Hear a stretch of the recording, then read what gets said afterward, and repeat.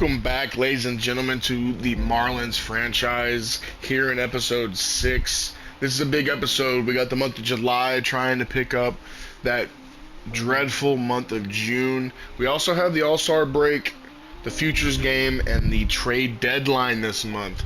So it's going to be an action-packed episode. Maybe not a lot of gameplay, but a lot of changes, possible changes to the organization. Gonna hopefully see some of the young guys, hopefully see some of the all-stars we have on our team. Before we get to all of that, we're gonna do our episodely recap. So last episode, we piled up some series losses. We only won 2 series in the month of June. We won that Philly series right in the middle, and they swept the Diamondbacks at the end. So we started off really bad, but we ended the month on a good note. We won 4 straight. We swept the Diamondbacks, who are, in fact, a good team, 49-35 after the sweep of us. But we had some people struggle. We had some people get hot. We had some people get injured. So let's talk about all that right now. So let's start with the struggles. We had Carlos Rodon struggled. He had his last game that he pitched was pretty good. But other than that, he gave up a lot of runs, gave up a good number of hits, didn't really strike out a lot of people.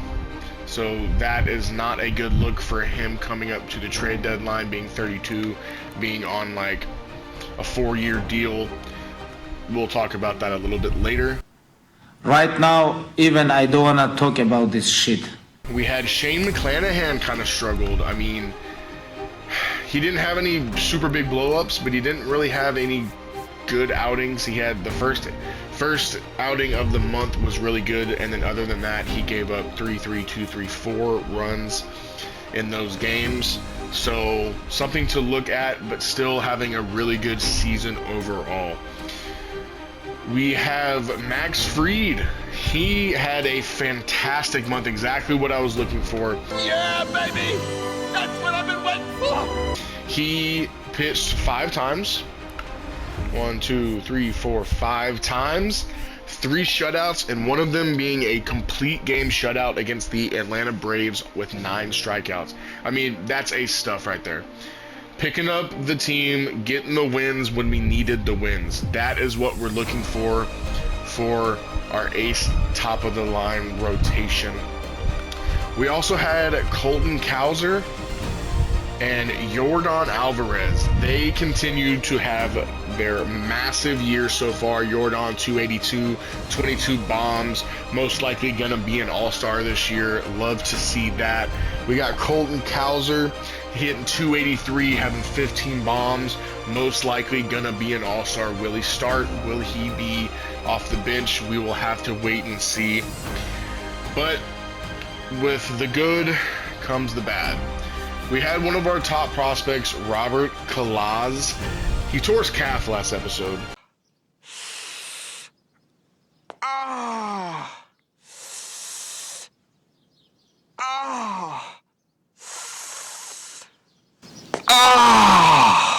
It was at the beginning of the episode, so he basically has a month of his rehab going already.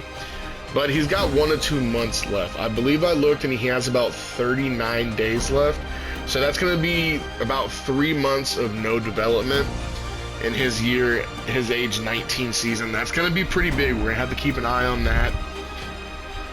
But like I said, every good comes a bad and vice versa. I'll take those goods. Really hate that he got hurt, but we will see him again this season. And hopefully he can continue that development in a big way. Let's talk about what we need for this team.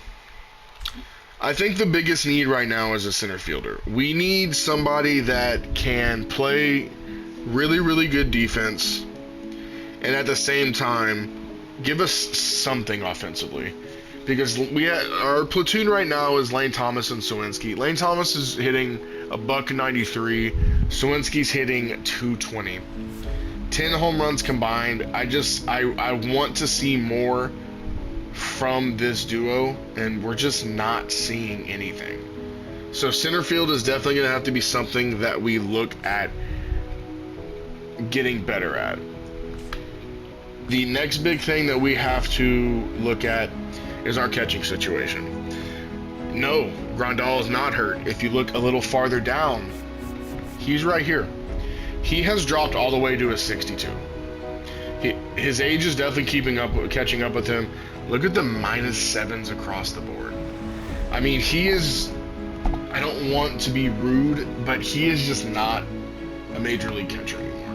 He does not have what it takes to contribute on a night-to-night basis. So his days are numbered. We are definitely going to be addressing the catcher situation at the deadline. Is Ethan Salas ready to come up and contribute on a night-to-night basis? I don't know the answer to that. His stats don't look like it. He's not hitting very well at the AAA level. He's not hitting for any power. So we will have to wait and see what the trade deadline has in store for us, because it's going to be interesting. There's going to be some shakeup. We need to get our hitting in order. We need to start scoring runs and winning some games again. Like you can see right here, we are 1 game back of the Mets now. So let's get into it. We are going to start this month with 2 series in a row at home, and then we're on the road until the All-Star break. We're probably not going to jump in too much, if anything, at the beginning, because I do know we're going to have some All-Stars, so I do want to jump in and see their gameplay. Hopefully we have some people in the Futures game we can jump in and see their gameplay as well. We probably would have had Kalaz, but of course he's hurt, so we will not have them in the Futures game. So with that, let's go ahead and send these first 2 series. We have somebody tearing their shoulder. That's a massive injury. I don't believe that's a high prospect, so it's not really that big of a deal. Like I said, we're going to send most of this stuff. We end up coming back in this first game. We win 10-9 against the Twins. Jesus Tinoco bruised his arm. Weak. I believe, let's go ahead and keep him active. Keep him in the bullpen for just a couple days. Don't let him pitch. So the trades are going to be coming in early. So that is actually a catching option that I looked at. Gone. Off the table. Josh Hader has been traded from the Guardians to the Orioles, and the Guardians are getting Adrian Del Castillo back in return and Adolis Garcia as well. So that is a big trade. The Orioles bolster the back end of their bullpen while giving up doesn't look like much, to be honest. So I want to say hopefully it works out for them. The Orioles might win that trade as well. So if you look at it, we do win the first series against the Twins. And then we also win this game against the Brewers. We win the first 2 series of the month. 1 against the Twins, 1 against the Brewers. Both win 2 out of 3 games. We have a 4-game stint in Cincinnati. Can we look to keep this hot streak going? We are cooled off a little bit in this game. We lose 4-2. They got us jumping into a lot of games, but like I said, we're not going to jump in too much, if anything. We end up winning this game 3-2 against the Reds, and then we drop the last 2 of the series. So we end up losing our first game of the series, or our first series this month, excuse me. And now that brings us into Baltimore. Baltimore is 1 game below 500, so we need to look to take advantage of that. Colton Cowser in a big situation. Can he come through? And the Miami Marlins pour on 5 to win 8-3 against the lowly Orioles. Can we get out of it? We do. We end up winning 5-3 in game 2. And right now, we're in the draft. So for the draft, we are looking at adding some pitching depth, probably adding a couple of infielders, but mostly we're looking at adding pitching. So we are going to, I believe, let's go into the draft and see who we're going after. We are picking 7th, so this is a big spot for us.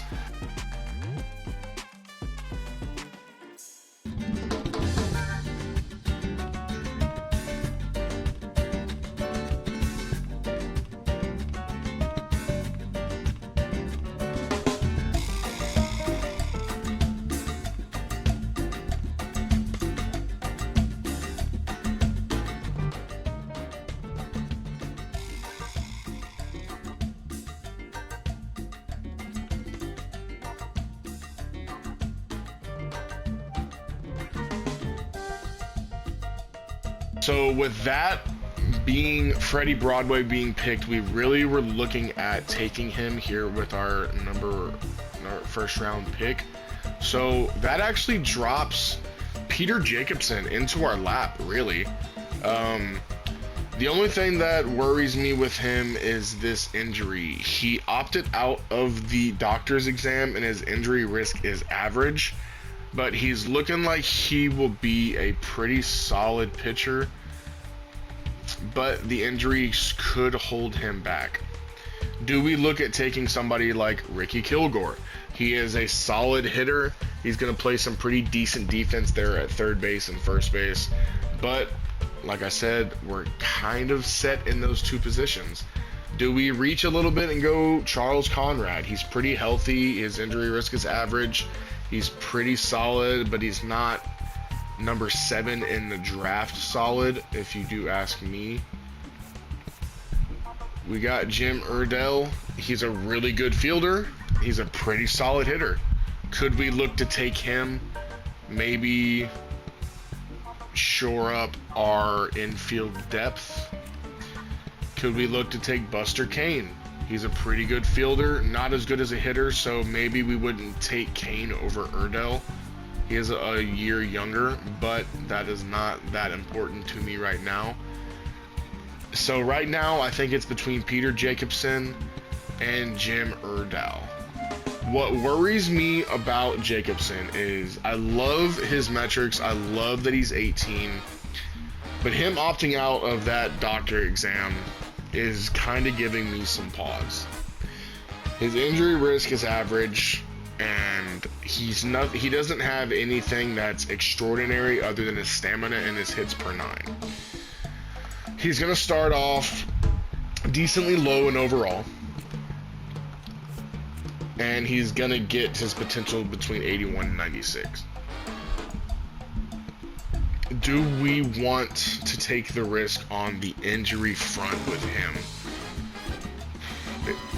We got pretty good positional rank at starting pitcher. I think that we go the safer route and we go Jim Urdell. I know we don't have him scouted pretty well, but he has wide ranges, and even with that, his ranges are very good. So I think that we're going to take the safer bet and draft Jim Urdell in the first round. Another shortstop to add to our minor league system, 22-year-old right-handed hitter and fielder. We're going to send to the next pick here, and we have a pick at the back end of the first round. So what do we do here? I want to say we go, Randy Lucero looks pretty solid. We just took a shortstop, so he's not on the board. Christopher Franksy is not looking pretty good. He looks like he's going to be an elite bullpen arm, but that's not something that I want to take in the first round. Ooh, we have Benny Thorman.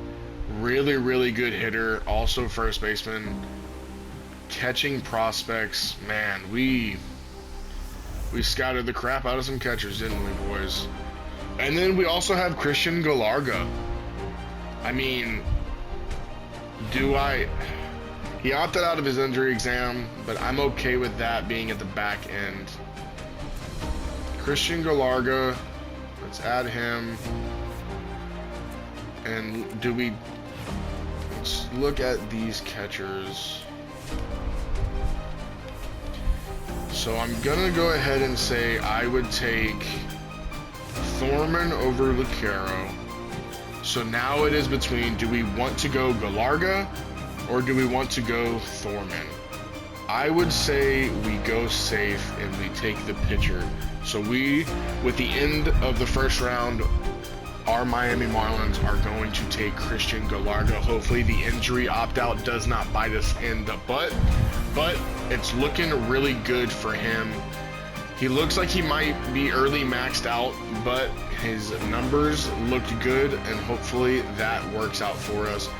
Three picks are taken, and now we are back on the board. We have Lucero back on there. Luis Luis Feliz is there as well. I'm thinking Michael Watanabe looking pretty solid here. Looking very, very good. Has a wide range. He is healthy. Christopher does not blow me off like blow me out of the water there. So I don't think we're gonna take him. So I think we're gonna go here. I know we don't have him scouted very much, but we are gonna go Michael Watanabe for our third pick of the draft. So we're gonna make one more pick here, and then we're gonna let our coaching staff handle the rest. We have a center fielder here. We have a pretty solid pitcher that looks like right here. So I think, without even looking at much, this guy's a closing pitcher. So what are we looking at here? This guy is pretty solid as well. Opted out. All the pitchers are opting out. We have a lot of youth. So I'm thinking maybe we take the high upside pitcher. Let's take the high upside pitcher, Jimmy Martins, here in the third round. Jimmy Martins, 18 years old, out of high school. Looks like he might be able to throw gas. But we're going to end it right there. We're going to go ahead and let our coaching staff take the rest of the players. And that is what is going to be our year one draft. We took Jimmy Erdahl first. I would love if they didn't have this locked, but we will see it later on.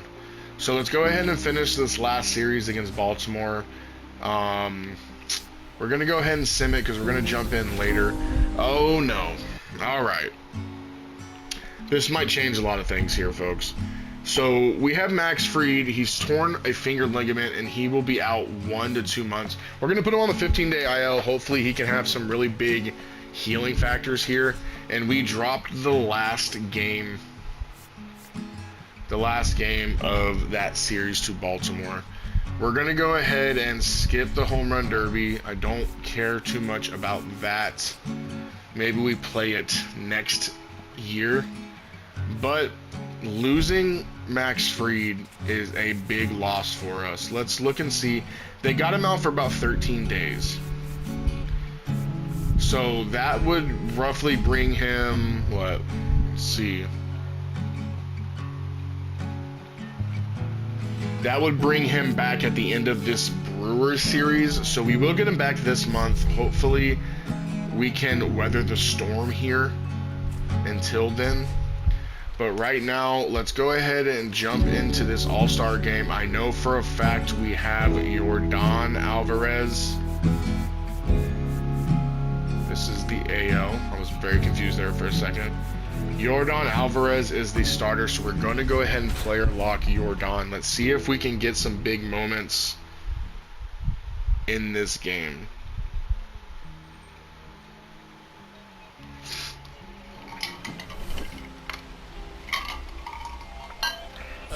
So we have the All-Star game here in Atlanta. We got one for sure All-Star. I think we might have Colton Cowser off the bench. Maybe Christian Javier made it at the back end of the rotation. I don't know. Luke Little had a rough month along with the Marlins, so he fell out of contention to have the closer spot here in the All-Star game. So right now, all eyes are focused in Miami on Yordan Alvarez batting out of the 3-hole here for the NL All-Stars.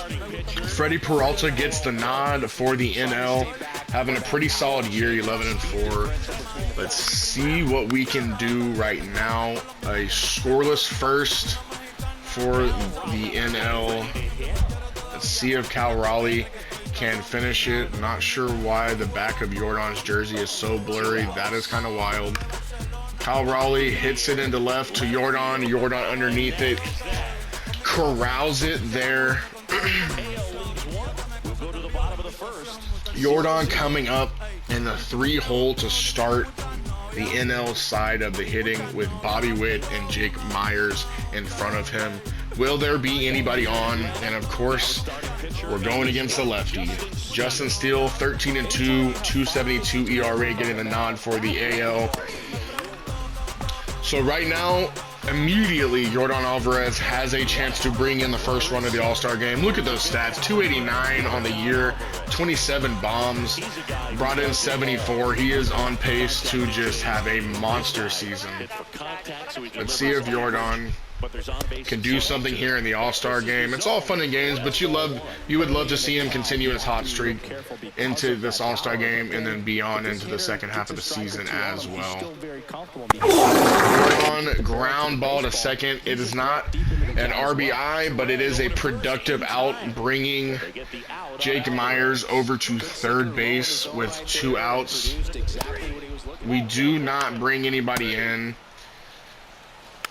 And let's see if we get into another situation where Yordan can come up with somebody on.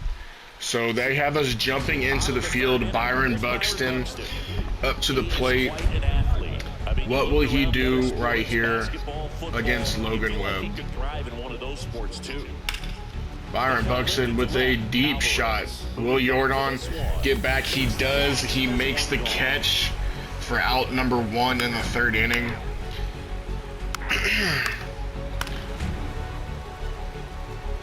All right, so we have another scoring opportunity here with Yordan stepping into the plate.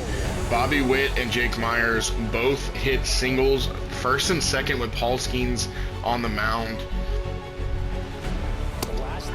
100 dotted on the bottom of the zone. What a terrific pitch to start by Paul Skeens.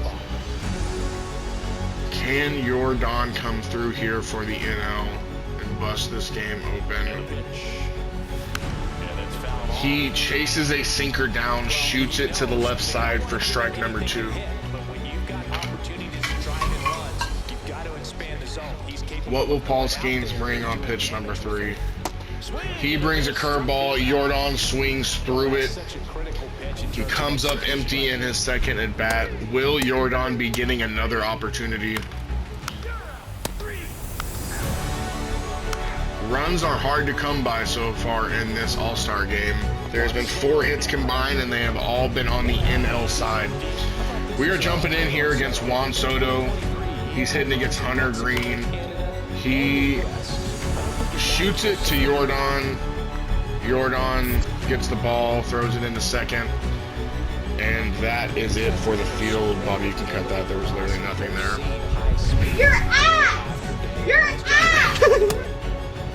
We are jumping in again here in the field. Ronald Acuna Jr.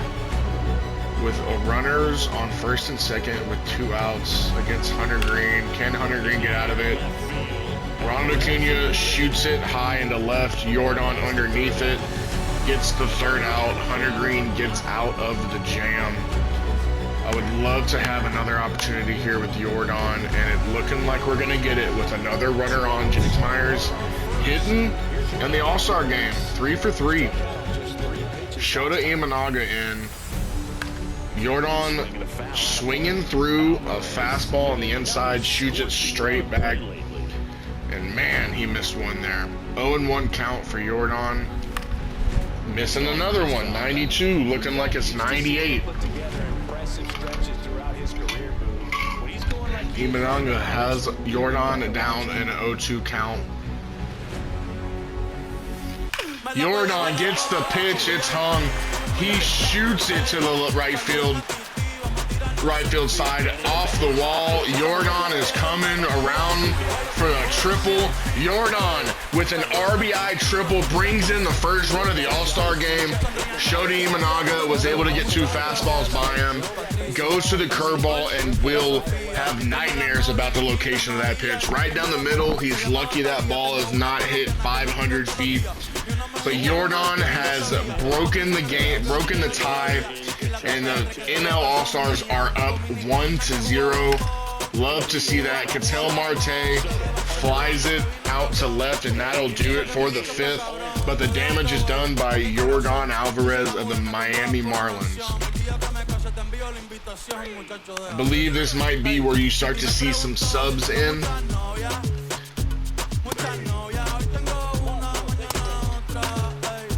Oh yeah, the NL is starting to heat up now. You are starting to see some substitutes come into the game, so I'm not sure if Yordan Alvarez is going to get another opportunity here. Castellanos comes in, Altuve in for Yordan, and that will do it for Yordan in the All-Star game, but he had the big hit to break the game, break the tie open. And with that, that will be the end of the All-Star game. The AL is shut out. The NL with a 2-0 victory. And Yordan Alvarez getting the game-winning hit, the game-winning RBI. You would love to see him as a player of the game. That would be a big moment for Yordan in his career. And the player of the game is Emmanuel Clase. He came in, he got the save, he shut it down. But Yordan Alvarez 1 for 3 with the triple and the RBI. You love to see that.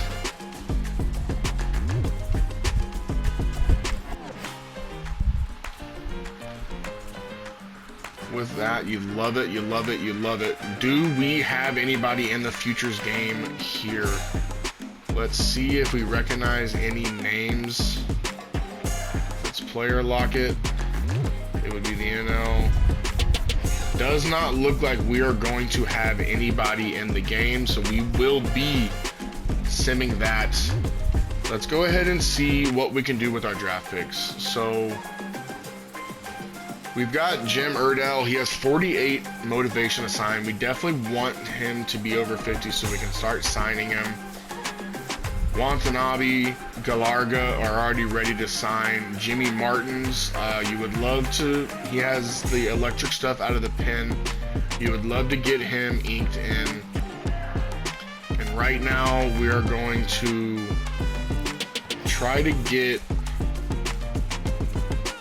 look at that, they're all healthy. He's injured, so he probably will not be getting a contract from me. But it's looking pretty good right now. We're going to go ahead and just have Jim Iredell and Jimmy Martins in there to start getting more motivation assigned. Hopefully they're both above 50. We can start giving out some contracts here in a little bit. So we're going to continue to sim. And, of course, we don't have a valid pitching rotation because we lost Freed to that injury. Do we have the boys in the rotation and the bullpen? We do not. So we are going to be bringing up somebody. Do we bring up Vladimir? Do we bring up Silseth?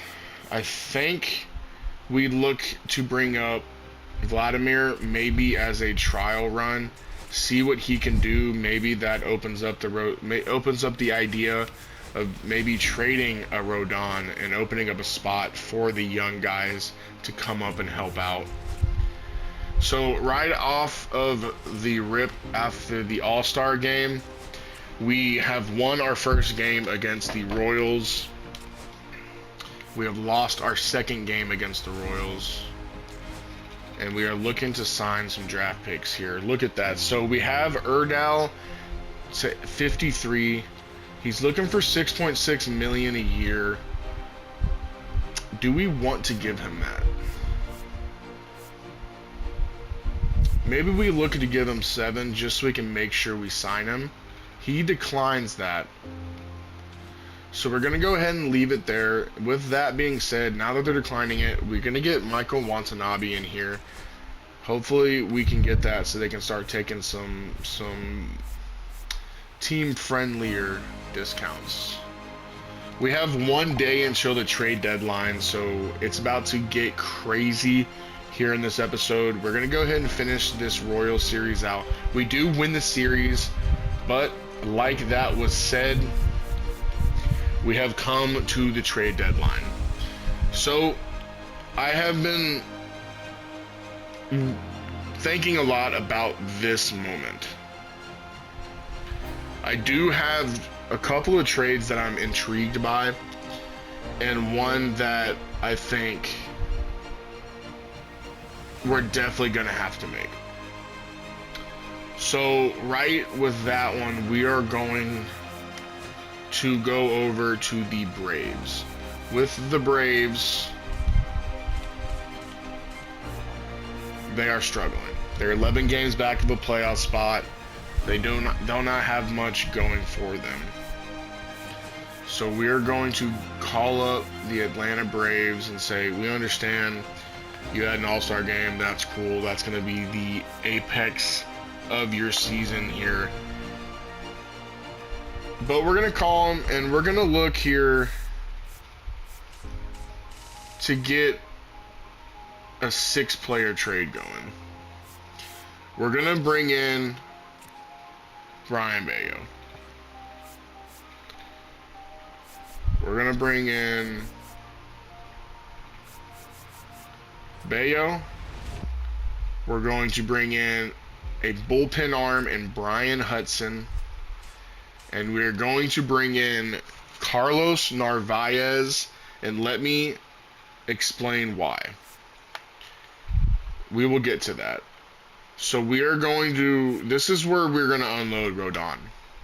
Rodon not having a great year, another blow-up outing here. I mean, he's not performing well enough to be getting $27 million from me.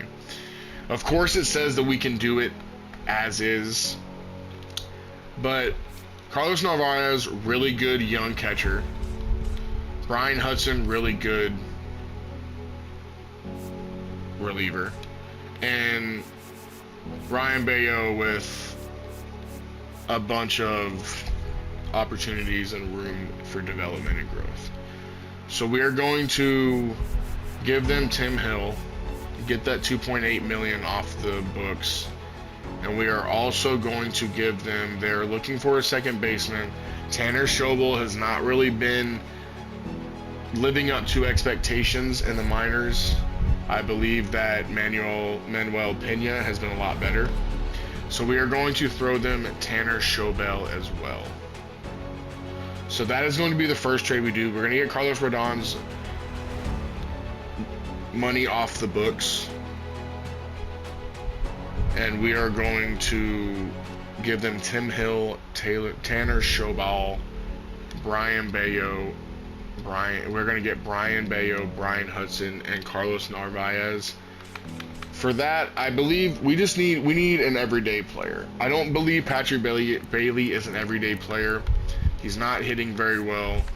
Carlos Narvaez is hitting 256, but he is also a fantastic fielder. I think that this is the move we're going to make here. With that being said, the deal is done. We got Brayan Bello, Carlos Narvaez, and Brian Hudson here for Carlos Rodon, Tim Hill, and Tanner Schobel. So with that, we are looking at a rotation of Brayan Bello. We'll do this at the end so that we can look at everything. So with the first trade being done, we are going to look to make a controversial trade here. We're going to call up an interdivision rival in the New York Mets. And let me talk you through this one. Let me talk to you. Yeah. They have a young outfielder by the name Ceddanne Rafaela. He is a gold glove, platinum glove defender and a pretty solid hitter. He's hitting 269, and what did I say about the center field position? We need some production and we need some good fielding. Ceddanne Rafaela has been somebody that I've been looking at since the beginning of this franchise. With that, they are looking for starting pitching. And we are looking at a Spencer Arrighetti who is going to want pretty good numbers in the offseason, and it doesn't look like we are going to be giving him those numbers.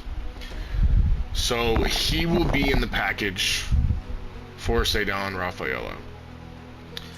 We will be giving them back Lane Thomas because he is the one that I am least impressed by so far this season. He's starting to hit a little bit better, so that is their replacement in the center field. They have Lane Thomas, they have Luis Robert Jr. Maybe they will be able to do something there. But they also have CJ Abrams. So he's having a terrific year this year. He's 24. He's going to want less money. We have him on 3 years of arbitration before he's a free agent. And we've got to look at the financial aspect of the Miami Marlins. Bo Bichette is going to want pretty good numbers. He is a free agent this year. He's 27. So we're going to try to get CJ Abrams here. And with that, we're going to have to give up something that really, really hurts the organization. Really, really is a big blow to what the potential future was, but maybe the future got a little blurry with the move that we made. We're looking at Ethan Salas. So here's the rationale behind this move. Ethan Salas is 18. Plenty of room to grow. But the hitting stats are just not there.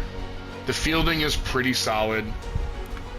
But he's hitting 241 in AAA. He's hitting some bombs now, but there's not much power. I don't like where this projects to. They're looking for catching.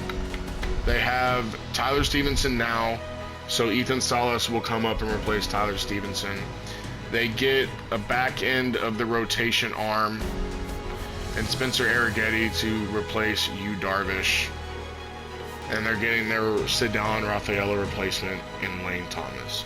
So that is going to be the number two, the second trade that we make at this deadline. We will be seeing all these faces again because they are in the same division as us. So with that being said, we will wrap up our deadline there, and we will be adding in the big bat of Ceddanne Rafaela to center field. Carlos Narvaez will be our starting catcher. I know that they were big moves, but I believe in this team. This team has a lot of opportunities to prove a lot of people wrong here. And the only thing that comes up now is the fact of, where does CJ Abrams play? He is not a good fielder. He is a solid hitter. And with that being said, I believe that is going to push. Let's push Christian Campbell into left field. And CJ Abrams will be our new second baseman. So that is going to give us our opportunity that we've been looking for, and Jordan will be the full-time DH. Christian Campbell will be the new left fielder, and CJ Abrams will be our second baseman. So if you look over here, we have a lot of people on the bench. We are going to waive Yasmani Grandal. He will be designated for assignment.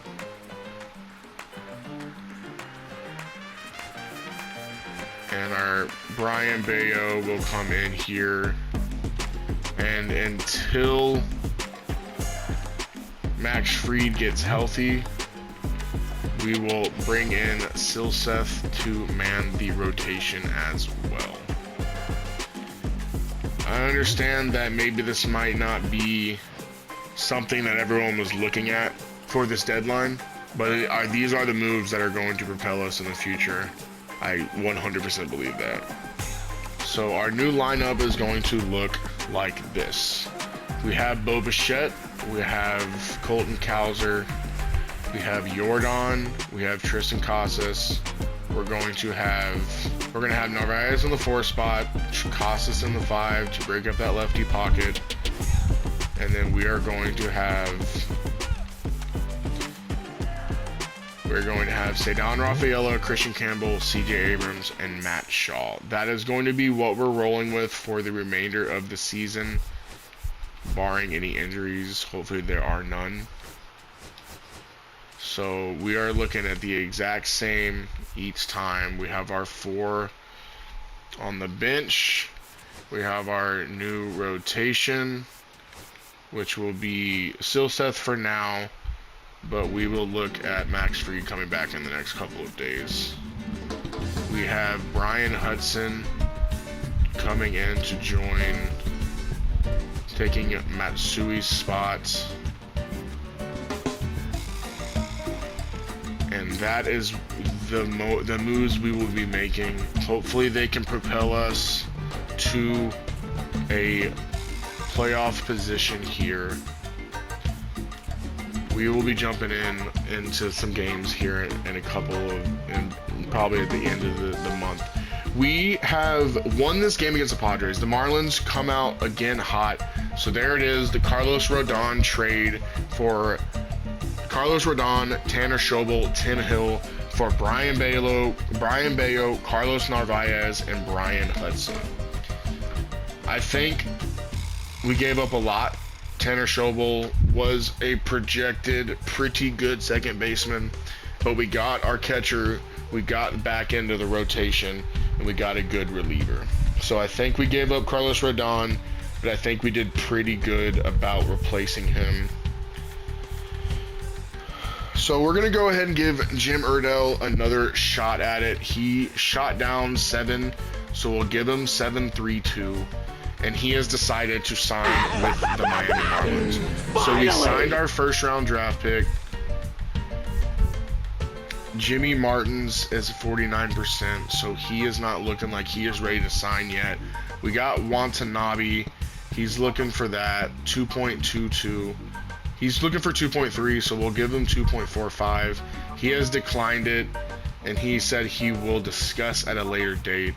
I like the Christian Galarga. I think he's going to be a pretty high overall right off the bat. He honestly could even be straight to the MLB. We will see. We're going to go ahead and make sure that we sign in. He's asking for 2.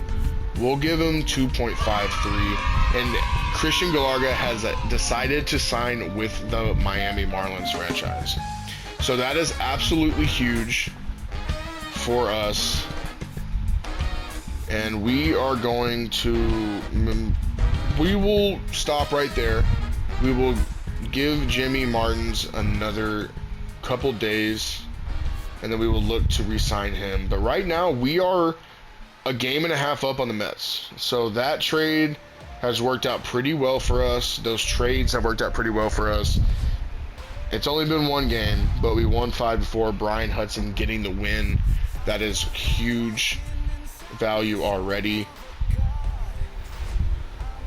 We have won another game and another trade is gone. The Orioles are getting Luis Garcia. The Orioles are making moves for sure to bolster their team. We are going to not jump into this one. We lose game 3 against the Padres by 3 runs, but we will be jumping into games right after this. We will be giving Jimmy Martins, we're going to try to give him, we're going to give him 1 point. We're going to max him out and see what we can do. He decides to sign. So that is big. That is another arm in our organization, a very intriguing arm. Hopefully he has good upside for us as well. Let's look at Michael Watanabe again. He shut down 2.22. I don't know if we're going to be able to sign Christian or Michael Watanabe. So let's look at Tillman. We're not looking at David Calderon because he is injured. And Dennis Harder, I don't believe that we're going to be looking at. We can throw him in there to get some more stuff. But we have about 8 days to sign these guys. It's the first of the next month. So here we go. Let's jump in this. Let's get some gameplay action here. We are looking at a tie ball game in the 8th inning. Let's see what we can do.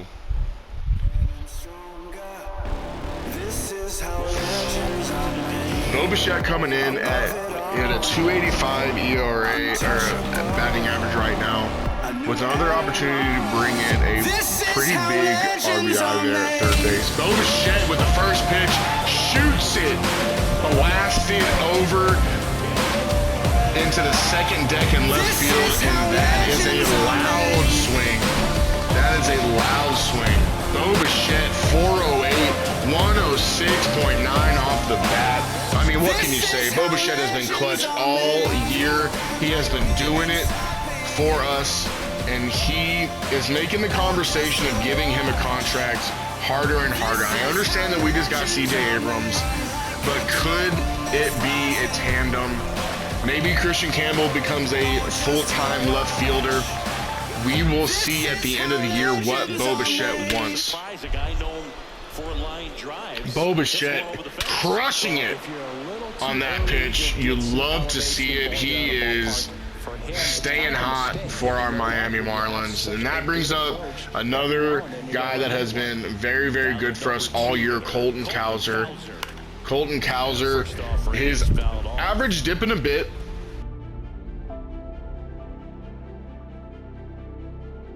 He can come through for us. He swings through the 97-mile-per-hour fastball, and that is going to do it for this inning for the Miami Marlins. But Bo Bichette strikes, and we are up by 2, and they are throwing us back in the bottom of the 8th. Blake Trinan has found himself in some trouble. Let's go ahead and try to get him out of it. So we are looking at a second and third situation, 1 out, with the rookie phenom Jacob Wilson up, Mr. Average himself. Blake Trinan getting the first pitch over. This is a big at bat. Jacob Wilson has been nothing but nails ever since coming in. And now Jacob Wilson shoots it to center field. Rafaela gets it, decides to keep the runner at second. There was not much of a chance that he was going to throw him out at home. So Rafaela making the solid decision to throw it to third base and keep him at second base. So now it's going to take a pretty solid hit to bring in the tying run there at second base. Kerry Carpenter is going to step in this box and try to do it for him, but he is not. He is going to get on top of. Holy Jesus. He is going to get on top of it. Bo Bichette throws it away. Tristan Casas comes off the bag to get it. But that is an E6. That is big. Bo Bichette has taken an inning that we were going to get out of, and he has prolonged it. And not many things good things happen when stuff like this arises. Tristan Casas is tall, but he is not that tall. Another player that we were looking at the deadline, Dylan Dingler, steps into the plate. Can Blake Trinan pick Bo Bichette up and get out of this inning? He starts out with a 1-0 count, but he comes back with a strike, blowing it past the hitter, and it is 1-1 now. They're calling for the sweeper behind the plate. Let's see if we cannot catch the zone. Dingler watches it go by.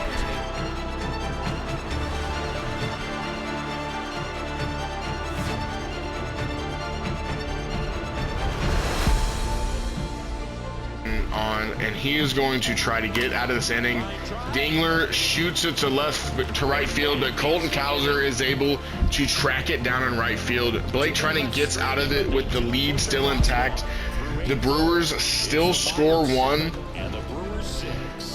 but the Marlins are still ahead. We have Yordan, Narvaez, and Casas up to the plate. Are we going to be jumping in again? We will, and it will be a save situation for our closer, Luke Little.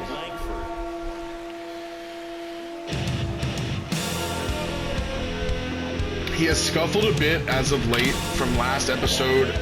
I'm not sure, I haven't looked at this episode, but he has lost the saves lead in the NL and in the majors. He is trying to get on another hot streak here against the Brewers.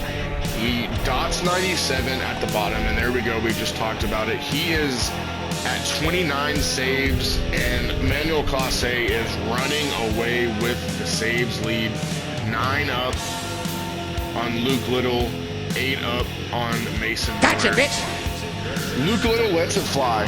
He lets his fastball hum, and it's 96 down the middle, but Wyatt Langford is not able to catch up to it.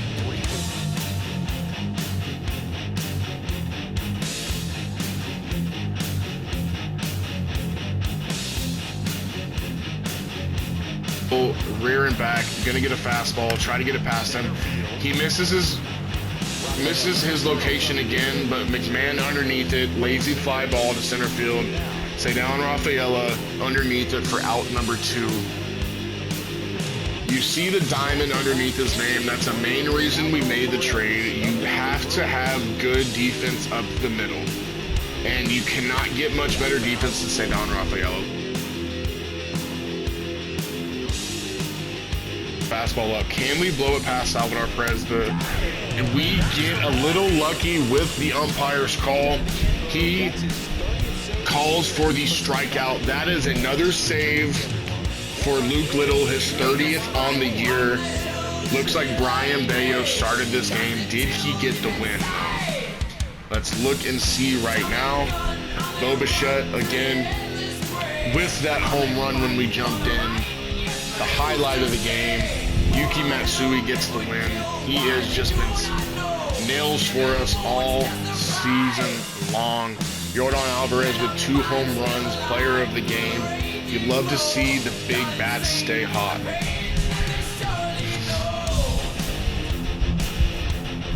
We're going to see if we can continue this. Let's go ahead. I think we're gonna try to give Michael Watanabe another chance. He has decided to sign with us, and it's for the max at his spot, so that was a solid choice to sign. I do want to give Julius Tillman another opportunity. He's asking, we're not going to be able to give him as much as he's asking for, but he does decide to sign with us as well. So that leaves Dennis Harder. And we're going to go ahead and just max him out because he'll be the last one we try to sign. And that is going to do it for our draft picks. We are not going to give David Calderon because he is injured and he looks like it is probably career ending. So we're not going to look at signing him. So that is going to be all of our picks signed at this first year of the Marlins franchise. So with the draft picks being signed, let's go ahead and get back into some action here. We dropped the second game against the Brewers. Max Fried will still be injured. I don't believe that's true, but we're gonna auto that. We're gonna auto that as well.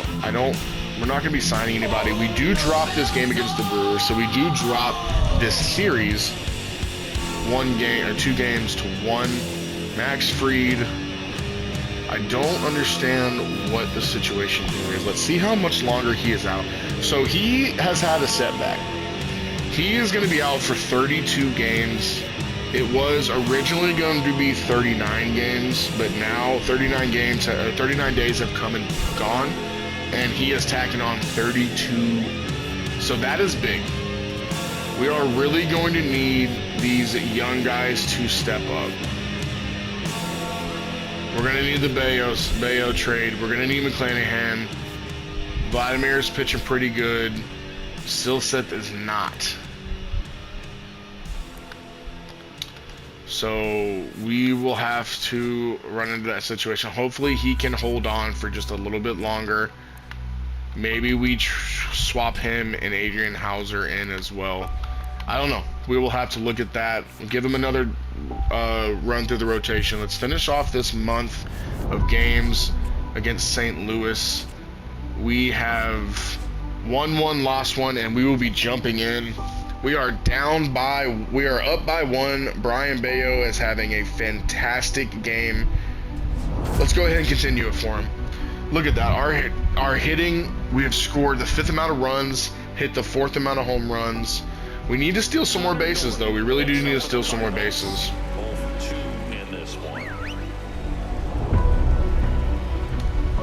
So they're saying that he's looking to steal here on pitch number 1. Will it be true? He's not going to. Brian Bayo gets a slider over. Going for the second slider in a row. He's able to get it right on the corner. What a beautiful pitch by Brian Bayo there. He is in the driver's seat 0-2 with any number of ways to go. And we're gonna go ahead and get this slider, try to get it out. Connor Norby is able to lay off of it. So we are looking at 1-2. The announcer's saying that he might be able to try to steal here. Let's see if we can get this pitch. We're able to get Connor Norby 2 strikeout swinging. That is an absolutely massive out right there. Bottom of the 8th. He's got a no-hitter through 7 1/3. I just saw that pop up. I had no idea that was the case jumping into this game. So I'm happy that we were able to jump into this game. But I cannot see. I'm legally blind. I'm not sure where that pitch missed. He's squeezing Bayo a little bit. I'm not sure why he would start squeezing him now. But falling down in a 1-0 count, he is stealing second. Carlos Narvaez gets the throw down, and he is not in time. He is able to steal second base. George Springer with his 14th stolen base on the year. Let's see if Bayo can get out of this jam. Kyle Isbell up, having a pretty good solid year. Carlos Narvaez, he just let the slider get past him, and now George Springer is over to third base. And now we're in a situation where we need a strikeout here. Kyle Isbell shoots it up the middle, and that is the tying run. So he loses the no-hitter, he loses the shutout at the exact same time. An absolutely beautiful start for Brian Bayo. We're going to look to get somebody up in the pen. We are going to look to get up Brian Hudson to get him out of this. Blake Trinan's going to get up, start warming up as well. You hate to see it. Brian Bayo with a fantastic outing, not getting much run support, and just falters here in the 8th. In a big way.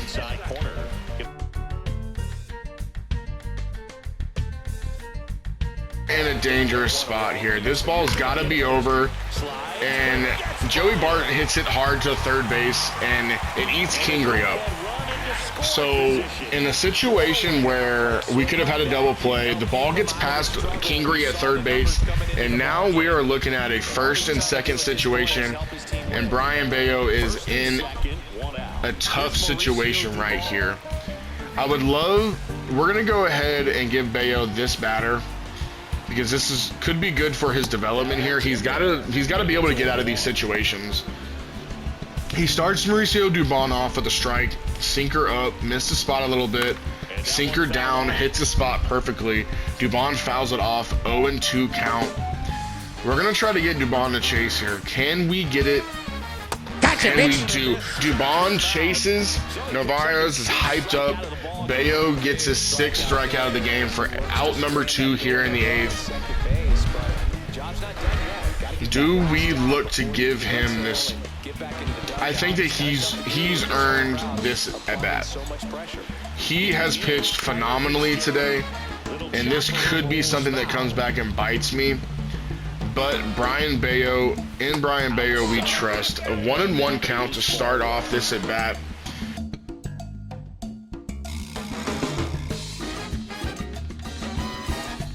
This over the plate, we cannot walk him, and we do end up walking him. So I believe Brian Bayo could get out of it, but we're not going to give him this batter. We are going to be bringing in Brian Hudson in this situation to get the lefty assignment.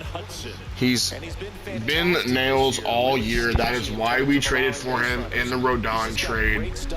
He was not a throw-in. He was a big piece. You're looking at the 2 big pieces of that trade right now. All 3 pieces were Brian Bayo, Brian Hudson, and Carlos Narvaez. So let's see if Brian Hudson can get us out of this situation. He does on one pitch. He breaks Gavin Lux's bat, dribbler back up to the mound. One pitch, Brian Hudson gets out of the situation. You absolutely love to see that. Will we be jumping back into this game? We will, and it will be on the offensive side of the ball.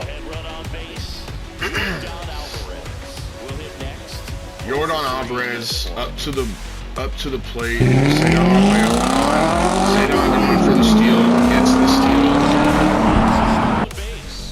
And the go-ahead run is now in scoring position. Kicks and fires. Jordan shoots it up the middle, and that will do it with the gameplay in this game. We are up 2-1. We are going to trust in our players. Let's see if we can score any more runs. We are not able to. We are going to be bringing in Luke Little to close this game out. 1 out, 2 outs, 3 outs. Luke Little gets the save. The Marlins have come from behind, won the game, and we end this month. We end this month on a solid note. Carlos Narvaez, player of the game, 2 for 2. Brian Hudson comes in, gets out of the jam to save us, and we end up winning the series here at the end of the month. So looking back on it, we won the Twin Series. Last trade of the year, Isaac Paredes for Andrew Painter and Sam Bachman. That is a big trade. That is a big starter going back in this trade. The Mariners get a starter of the future. No, the Pirates get a starter of the future. The Mariners get Isaac Paredes. Another trade, Kyle Teal, and this one is probably the big bat, the big prospect there. That is a big trade for the Nationals and Yankees as well. So the trade deadline was today. We will not stop sending. So we won the Twins series, we won the Brewers series, we lost the Reds series, we won the Baltimore series, we won the Royals series, the Padres series, the Brewers got us at the end, and we won the Cardinals series. So that is a massive month for us. You love to see that after the last month. We got a lot of wins. We made some trades. We had a big all-star game performance from Jordan. And we will, at the beginning of the next episode, we will be looking at how everybody is doing after that month. That is going to do it for this episode, ladies and gentlemen. Next episode, we might look at some contract extensions. We're definitely going to look at how our draft picks pan out as well. But big episode, big organizational shift, and I will see y'all in the next one. Have a good day, ladies and gentlemen.